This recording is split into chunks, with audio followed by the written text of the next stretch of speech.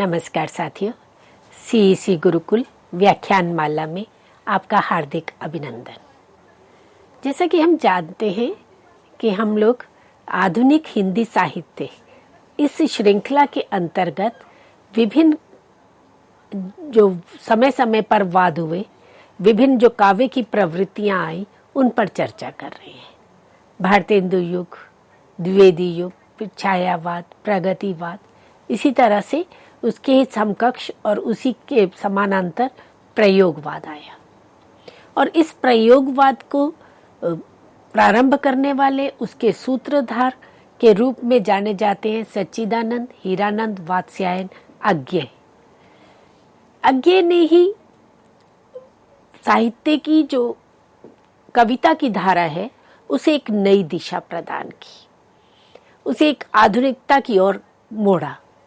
अज्ञेय स्वयं बहुमुखी प्रतिभा के धनी कवि थे और न केवल कविता के क्षेत्र में अपितु विभिन्न विधाओं में उन्होंने अपनी प्रतिभा का परिचय दिया।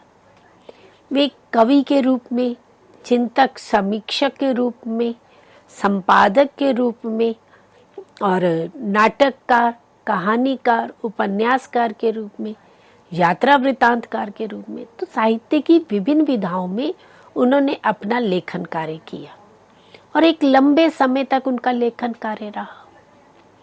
और जो साहित्य एक परंपरागत दृष्टि से कवि उसी परंपरा का पालन करते हुए, चाहे वो वस्तु की दृष्टि से था या उसकी कलात्मक दृष्टि से था, उसमें परिवर्तन करते हुए आगे बढ़ते हैं।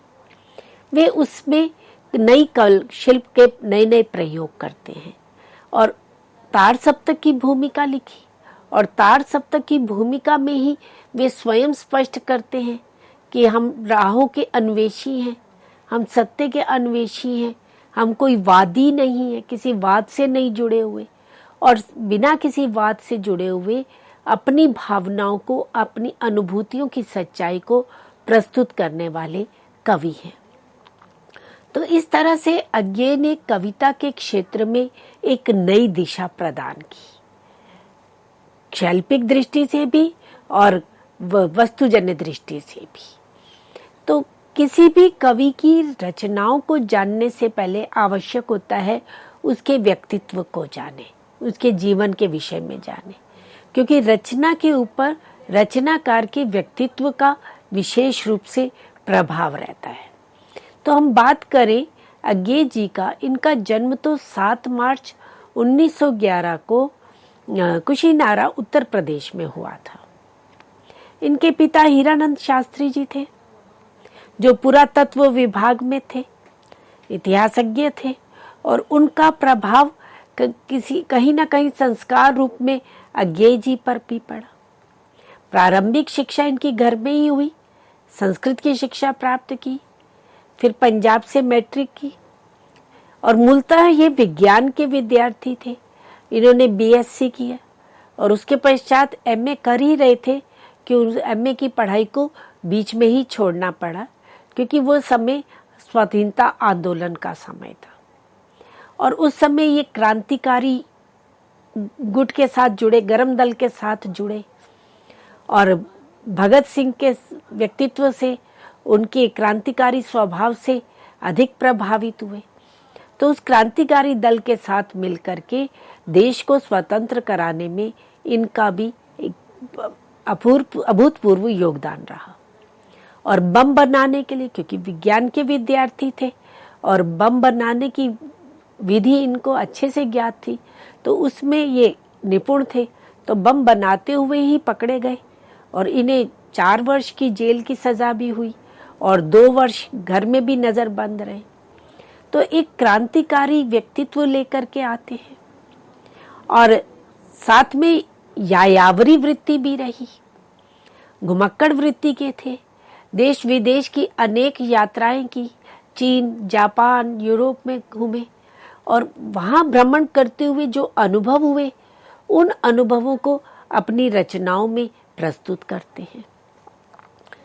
तो बात करें अगर हम इनके रचनाओं की, तो जैसा कि अभी मैंने कहा कि इन्होंने अनेक कविता संग्रह की रचना की, भग्नदूत, चिंता, इत्यलम, हरी घास पर क्षण भर, बावरा अहेरी, इंद्रधनु रोंदे हुए ये, अरि ओ करुणा प्रभामय, आंगन के पार द्वार, कितनी नावों में कितनी बार, सागर मुद्रा, क्योंकि मैं उसे जानता हूँ, पहले मैं सन्नाटा बुनता हूँ, महावृक्ष के नीचे, नदी की बांक पर छाया। ये इनके कविता संग्रह रहे। इसी तरह से अज्ञेय जी ने अनेक कहानियां भी लिखी। अज्ञेय मनोविश्लेषणवादी कवि रहे और उनकी कहानियां मनोविज्ञान पर और उपन्यास मनोविज्ञान पर आधारित रहे। और इनके कहानी संग्रह रहे विपथगा, परंपरा, कोठरी की बात, शरणार्थी, जयदोल, अमर वल्लरी, ये तेरे प्रतिरूप, रोज कहानी, गैंग्रीन कहानी इनकी बहुत अधिक प्रसिद्ध रही और ये कहानियां आपके पाठ्यक्रम में भी निर्धारित हैं। शरणार्थी कहानी, तो कहानियां इनकी मील का पत्थर साबित हुई। जेल में रहते हुए ही इन्होंने उपन्यासों की रचना भी प्रारंभ की और उपन्यास भी मनोविश्लेषणवादी रहे। पात्र विशेष के जो व्यक्तित्व के पीछे जो मनोविज्ञान है उसको प्रस्तुत करने वाले। तो गद्य के क्षेत्र में भी एक नवीन विधा के रूप में एक नवीन विषय वस्तु को लेकर के प्रस्तुत होते हैं। तो गद्य के क्षेत्र में भी नए प्रयोग करते हैं। उपन्यासों में इनका बड़ा प्रसिद्ध उपन्यास रहा शेखर एक जीवनी, नदी के द्वीप, अपने अपने अजनबी, 12 खंबा आदि, ये इनके उपन्यास रहे। इसी तरह से इन्होंने निबंधों की भी रचना की, अनेक निबंध लिखे और इनके निबंध संग्रह रहे सब रंग और कुछ राग, आत्मने पद, लिखी कागद कोरे, ये इनके निबंध संग्रह थे। और इन निबंध संग्रहों में अनेक निबंधों का संग्रह किया गया और जिनमें से मुख्य निबंध उनके कला से जुड़े हुए, संस्कृति से जुड़े हुए, साहित्य बोध, सौंदर्य बोध से जुड़े हुए थे। नई कविता, क्योंकि ये प्रयोगवादी पहले तो कविता प्रारंभ करते हैं और फिर प्रयोगवाद से इनकी कविता का स्वर परिवर्तित होता है और वे नई कविता की ओर मुड़ता है। तो नई कविता को लेकर के, उसकी शिल्प को लेकर, उसके प्रयोग के विविध आयामों को लेकर निबंधों की रचना करते हैं। साहित्य, संस्कृति और समाज के भीतर जो परिवर्तनों की प्रक्रिया है उसको लेकर के निबंधों की रचना की। वैज्ञानिक सत्ता को लेकर, मिथकीय सत्ता को लेकर, तो वैज्ञानिक सत्ता, मिथकीय सत्ता और कवि, ये इनका एक मुख्य निबंध रहा। कला का स्वभाव और उद्देश्य, ये भी इनका एक निबंध रहा। तो विभिन्न विषयों, अधिकांशतः साहित्यिक विषयों से संबंधित निबंधों की रचना इन्होंने की और इनके निबंध विचारात्मक अधिक रहे, बौद्धिक अधिक रहे। उसमें रागात्मकता, भावुकता नहीं है, बौद्धिकता, चिंतन की प्रधानता है और नवीन आयामों को कला के विषय में प्रस्तुत करने वाले रहे। इसी तरह से गद्य की एक विधा संस्मरण है, तो इन्होंने संस्मरण भी लिखा, वसंत का अग्रदूत। अज्ञेय ने आत्मकथा भी लिखी, अज्ञेय अपनी निगाह में, ऋण स्वीकारी हूं, ये इनकी 2 आत्मकथा मिलती है। डायरी लेखन भी हिंदी साहित्य में एक नई विधा के रूप में आया और इस डायरी विधा को भी अज्ञेय ने अपनाया। मैं वे धनु हूं और डायरी, इस तरह से डायरी विधा में भी लेखन किया। और अज्ञेय यायावरी वृत्ति के थे, घुमक्कड़ी वृत्ति के थे। जिस तरह से राहुल सांकृत्यायन ने देश विदेश की अनेक यात्राएं की थी, उसी तरह से राहुल सांकृत्यायन के बाद अज्ञेय का नाम भी यायावर के रूप में आता है। और विभिन्न देशों की जो यात्रा की, उन यात्राओं से संबंधित जो उनके अनुभव थे, उन अनुभवों को वे अपने यात्रा वृत्तों में साक्षात प्रस्तुत करते हैं। उनके यात्रा वृत्त है एक बूंद सहसा उछली, 20वीं शती का गोलोक। अरे यायावर रहेगा याद, अरे यायावर रहेगा याद, ये तो अधिकांशतः पाठ्यक्रम में भी लगा हुआ है और इनके बड़ा प्रसिद्ध यात्रा वृत्तांत है। तो रचनाकार के साथ साथ सृजन धर्मी होते हुए भी अज्ञेय ने अपना जो वो व्यक्तित्व है वो एक संपादक के रूप में भी अपना जीवन आरंभ किया।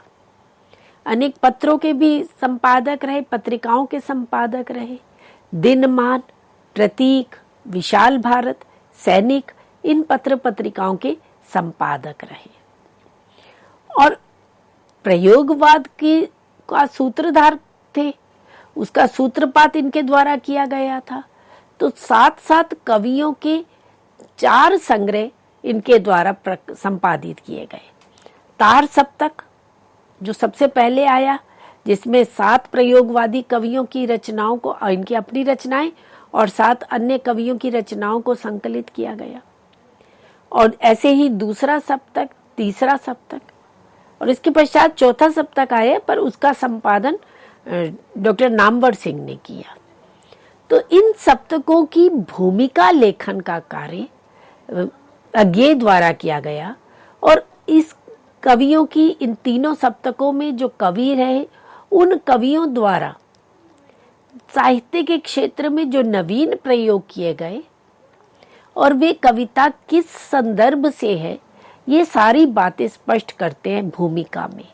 तो इन तीनों सप्तकों की भूमिका महत्वपूर्ण है और इन कवियों की रचना को समझने के लिए अज्ञेय द्वारा लिखी गई भूमिका पाठकों के लिए अवश्य पठनीय है, लाभदायक है।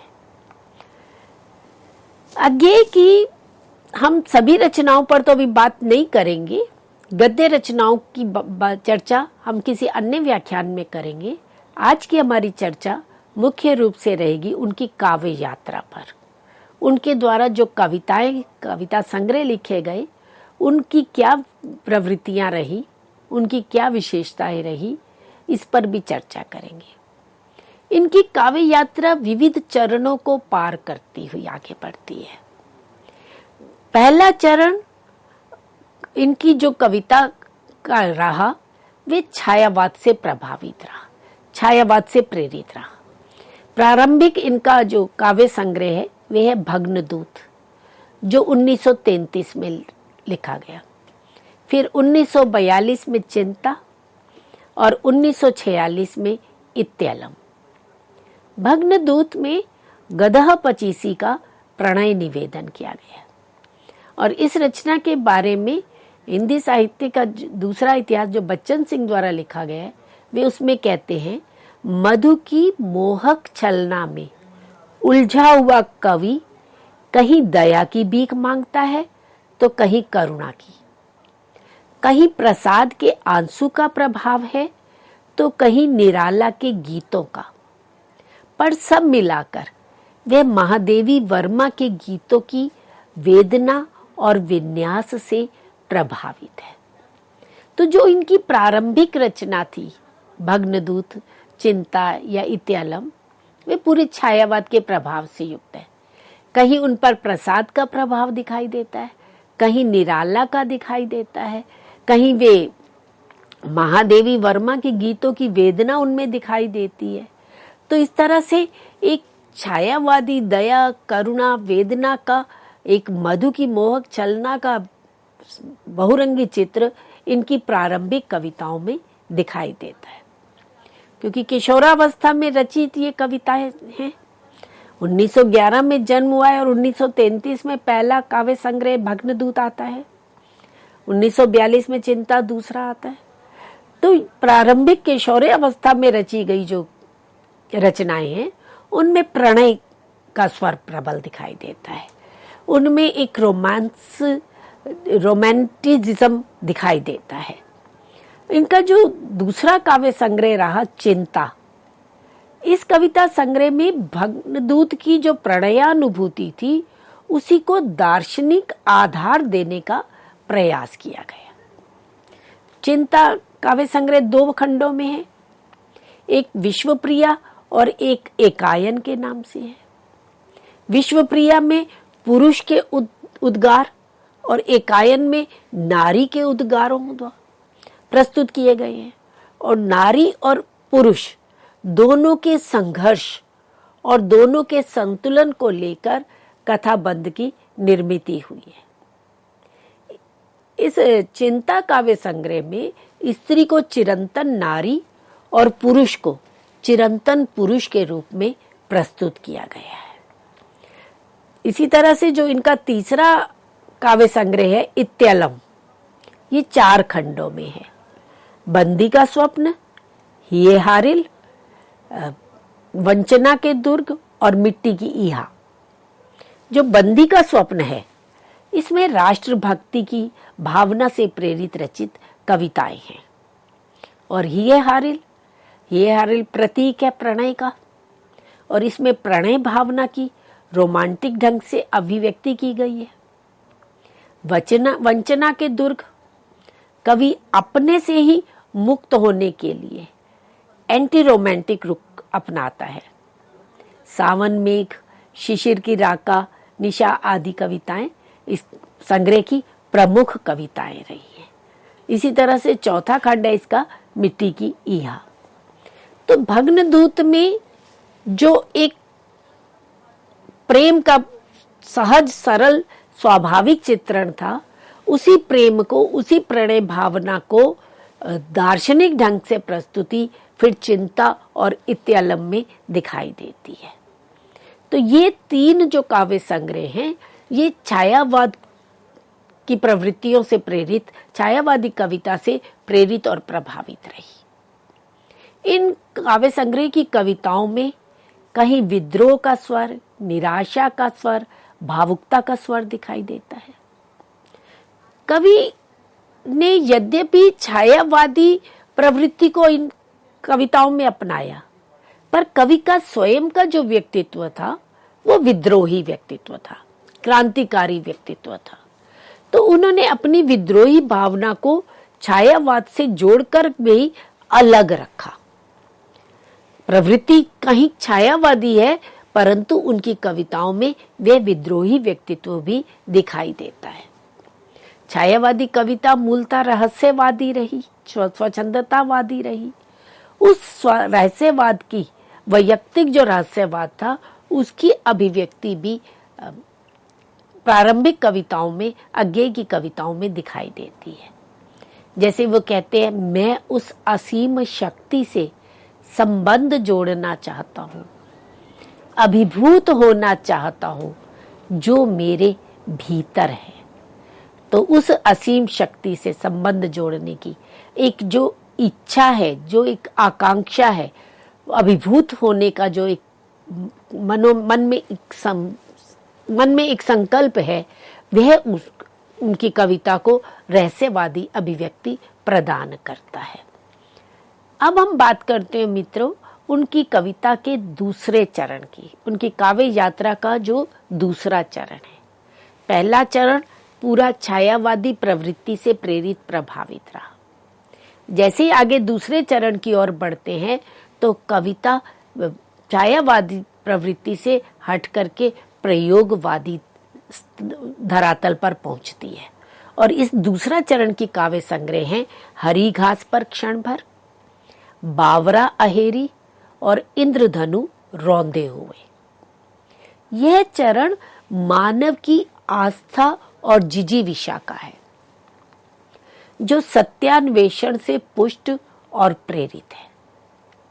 इस चरण में कवि प्रणय निवेदन, प्रकृति चित्रण और जीवन दर्शन की नई भूमि पर अवस्थित है। जीवन सत्य प्राप्त करने के लिए कवि द्वारा शक्ति संचय करना प्रारंभ किया गया है। यहाँ प्रतीत होता है कि कवि जीवन सत्य को प्राप्त करने के लिए प्रेरित है, लालायित है, उत्साहित हो रहा है और उसके लिए शक्ति का संचय कर रहा है। इस चरण की जो कविताएं हैं उनमें वैयक्तिकता प्रधान है, क्योंकि प्रयोगवादी कविता व्यक्ति सत्य पर आधारित है। व्यक्ति सत्य को ही अज्ञेय विराट सत्य के रूप में मानते हैं। कि जो व्यक्ति का सत्य है, जो व्यक्ति ने अपनी अनुभूति से, अपने अनुभव से जाना है, वही सत्य प्रामाणिक है, वही स्वतः सिद्ध सत्य है और वही सत्य विराट सत्य है। तो इस व्यक्ति सत्य को वे महत्व देते हैं और कविता में व्यक्ति को महत्व देते हैं, व्यक्ति के साथ साथ क्षण को महत्व देते हैं। अज्ञेय की कविता इतिहास के स्थान पर क्षण को महत्व देती है, भाषा के स्थान पर शब्द को महत्व देती है। इसलिए एक एक शब्द अपने आप में एक प्रतीक लिए हुए है। हरी घास एक प्रतीक है, बावरा अहिरी एक प्रतीक है, इंद्रधनु एक प्रतीक है। तो एक भाषा के स्थान पर शब्द की महत्ता है, इतिहास के स्थान पर व्यक्ति, इतिहास के स्थान पर क्षण की महत्ता है। ऐसे ही समाज के स्थान पर, समष्टि के स्थान पर व्यक्ति की महत्ता है, व्यक्ति को अधिक महत्व दिया गया है। तो दूसरे चरण की कविता जो प्रयोगवाद का स्वर लेकर के आगे बढ़ी है, इसमें मानव की आस्था और जिजीविषा को महत्व दिया गया है, उसे ही महत्वपूर्ण माना गया है। और वैयक्तिकता भी किस रूप में है? जो वैयक्तिकता है, उस व्यक्तिकता को समष्टि के साथ जोड़ने का प्रयास है। जो व्यष्टि है, उसका व्यक्ति का, व्यष्टि का महत्व है, वे व्यष्टि का महत्व तब है जब वे समष्टि का, समाज का पूरक बन करके आता है। वे कवि का जब अहम समाजोन्मुख होकर मानव आस्था की शक्तियों से संपृक्त हो जाता है, तभी उसकी जीवन की सार्थकता है। इसीलिए अज्ञेय कहते हैं, यह दीप अकेला स्नेह भरा है, गर्व भरा मदमाता, पर इसको भी पंक्ति को दे दो। दीप व्यक्तिकता का प्रतीक है और पंक्ति समष्टि का प्रतीक है कि व्यक्ति की पहचान, व्यक्ति की अस्मिता, उसकी पहचान जो है वे समष्टि में ही है। तो अस्मिता का, व्यक्ति की अस्मिता का विलय ही, समाज में विलय हो जाना ही सामाजिकता और जीवन के कल्याण की परम महत्तम निधि है। ऐसी उनकी एक कविता, एक बूंद सहसा उछली, वे बूंद व्यष्टि की प्रतीक है। बूंद को लेकर के अज्ञेय ने एक बूंद सहसा उछली यात्रा वृतांत भी लिखा है और कविता भी लिखी है। बूंद उनका बड़ा लोकप्रिय प्रतीक है और उनका मनपसंद प्रतीक भी है, व्यष्टि की प्रतीक है। तो वे बूंद कैसे सागर में अपने आप को विलय करती है, परंतु उस व्यक्ति की भी, उस बूंद की भी अपनी अस्मिता है। तो इस अस्मिता को विलय ही सामाजिकता और जीवन कल्याण की परम निधि है, वह उसका परम सत्य है। तो इसी तरह से हरी घास पर क्षण भर, जो इनका काव्य संग्रह है, यहां से अज्ञेय की जो काव्य यात्रा है वे आत्मान्वेषण और व्यक्तित्व की खोज से प्रारंभ होती है। पहले व्यक्तिकता की पहचान पर था। प्रारंभिक चरण की जो कविता है वे व्यक्ति को, उसकी अस्मिता, उसकी अपनी पहचान से जुड़ी है। हरी घास पर क्षण भर आते हैं तो वे व्यक्तिकता आत्मान्वेषण की ओर बढ़ती है, व्यक्तित्व की खोज की ओर बढ़ती है। तब वे कहते हैं, कितनी शांति, कितनी शांति, समाहित क्यों नहीं होती यहां भी मेरे हृदय की क्रांति। क्यों नहीं अंतर गुहा का अश्रृंखल दुर्बाध्यवासी, अथिर यायावर अचिर में चिर प्रवासी, नहीं रुकता चाह कर स्वीकार कर विश्रांति। तो ये है आत्मान्वेषण, ये है अपने भीतर की पहचान। अज्ञेय की जो काव्य यात्रा है वो अंतर यात्रा है, अंतर्मुखी यात्रा है। मुक्ति बोध की काव्य यात्रा बहिर्मुख से अंतर्मुखी है, अज्ञेय जी की जो काव्य यात्रा है वे अंतर यात्रा से बहिर यात्रा है, अंतर से बाहर की यात्रा है। और इसी में हरी घास पर क्षण भर में उनकी एक और कविता संकलित है, नदी के द्वीप, बड़ी प्रसिद्ध कविता रही। और ये कविता कवि के जीवन का मूल दर्शन प्रस्तुत करने वाली है। जब वे कहते हैं, किंतु हम है द्वीप, हम धारा नहीं है, स्थिर समर्पण है हमारा, हम सदा के द्वीप हैं स्रोतस्विनी के। किंतु हम बहते नहीं हैं, क्योंकि बहना रेत होना है, हम बहेंगे तो रहेंगे ही नहीं। तो व्यक्ति जो है, व्यष्टि जो है, वो द्वीप है। द्वीप स्थिरता का, अस्मिता का प्रतीक है। हम धारा नहीं है, नदी के साथ बहने, समष्टि के साथ उसके रंग में बहते रहने वाले नहीं है। हमारी अपनी एक पहचान है, हम स्थिर है, हम अचल है, पर हमारा समर्पण भी है। स्थिरता के साथ समर्पण का भाव भी होना चाहिए। हम सदा के द्वीप हैं स्रोतस्विनी के। स्रोतस्विनी जो निरंतर बह रही है, नदी, नदी के लिए स्रोतस्विनी जो सूखी नहीं है, जिसमें सदा रस विद्यमान है। हम बहते नहीं हैं, हम समष्टि के साथ उसके रंग में, उस परंपरा में बहते नहीं चले जा रहे, क्योंकि बहना रेत होना है। हम बहेंगे तो रहेंगे ही नहीं, कि अगर हम समष्टि के साथ बहते चले जाएंगे तो हमारा अस्तित्व ही नहीं रहेगा, हमारी अस्मिता ही नहीं रहेगी। हम द्वीप हैं। यद्यपि नदी के बिना, स्रोतस्विनी के बिना द्वीप का भी कोई अस्तित्व नहीं है, पर द्वीप नदी के साथ साथ स्थिर रहते हैं। वे द्वीप नदी में, स्रोतस्विनी में बहते नहीं हैं। उनकी अपनी इयत्ता है, अपनी एक अस्मिता है। हरी घास पर क्षण भर जो संग्रह की कविताएं हैं, उनमें अज्ञेय का प्रणय निवेदन, उनका प्रकृति चित्रण, जीवन दर्शन की नई भूमि पर स्थिर है। इस संग्रह तक आते आते ऐसे लगता है जैसे कवि के व्यक्तित्व को एक स्थिर आकार मिल गया है। इस संग्रह की कविताओं में आस्था का स्वर प्रबल है। यहाँ कवि का जीवन दर्शन मुखर हुआ है। भाषा के स्तर पर भी इस संग्रह तक आते आते एक सहजता मिलती है। इससे पूर्व जब छायावादी प्रभाव से युक्त होकर के पहले चरण की जब वे रचनाएं कर रहे थे, मग्नदूत, चिंता इत्यालम आदि में, तो वहां भाषा में एक तत्सम शब्दावली का प्रयोग है, संस्कृत निष्ठ शब्दावली का प्रयोग था।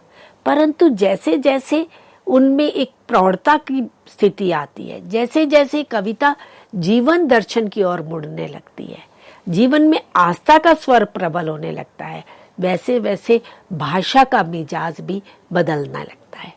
भाषा में एक सहजता आ जाती है और कवि नए नए बिंबों का प्रयोग करता है, अछूते बिंबों का प्रयोग करता है। हरी घास पर क्षण भर में अनेक बिंब हमें दिखाई देते हैं और कवि इन बिंबों से कविता में पूरी तरह से निमग्न हो जाता है।